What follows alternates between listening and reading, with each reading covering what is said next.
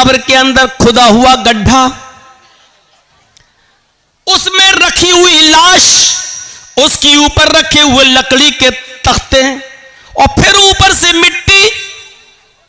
मेरे भाइयों, इतनी तारीक रात, सूरज की रोशनी का अंधेरा, लकड़ी के तख्तों का अंधेरा, कब्र की मिट्टी का अंधेरा। इस अंधेरे में हमें और आपको सबको जाना है। बहुत आसान है कह देना मरेंगे तब देखा जाएगा। बहुत आसान है ये कह देना कि मरेंगे तब देखा जाएगा। कहते हैं कब्र का हाल मुर्दे से पूछो। मेरे भाइयों, ये एहसास हो जाए कि एक दिन हमें अल्लाह के दरबार में जवाब देना है। जन्नत भी है, जहन्नम भी, हमें जहन्नम से अपने आप को बचाना है। अगर ये एहसास हो जाए कि अजाब जहन्नम बड़ा सख्त है, तो कोई आदमी फिर उस अजाब से बचने की फिक्र क्यों नहीं करेगा? हमें एहसास नहीं है उस बादशाह ने कितनी अच्छी तरीके से समझा दिया है।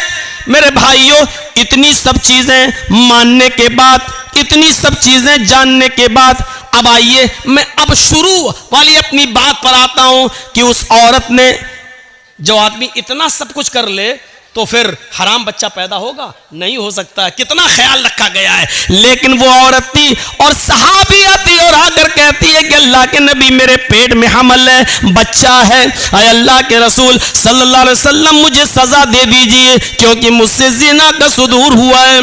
आपने कहा ले जाओ, पत्थरों से मार मार कर खत्म कर दो। लेकिन कहने लगी मेरे पेट में बच्चा है। तो कहा कि जाओ, जब बच्चा पैदा हो जाए तब आना।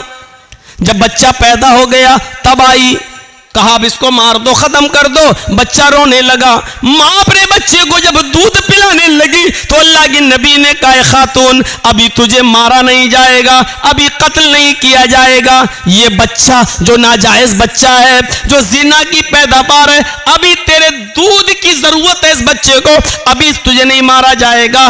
इतनी तमाम बंदिशों के बावजूद वो औरत कबूल करती है कि ये नाजायज बच्चा है। सोचिए मेरे भाइयों, हराम औलाद है, लेकिन उस हराम बच्चे को भी अल्लाह के रसूल पेट में मारने की इजाजत नहीं दे रहे, खत्म करने की इजाजत नहीं दे रहे हैं। बच्चे के मां से कहा जा रहा है जब ये बच्चा तेरा दूध छोड़ दे तब तू आना।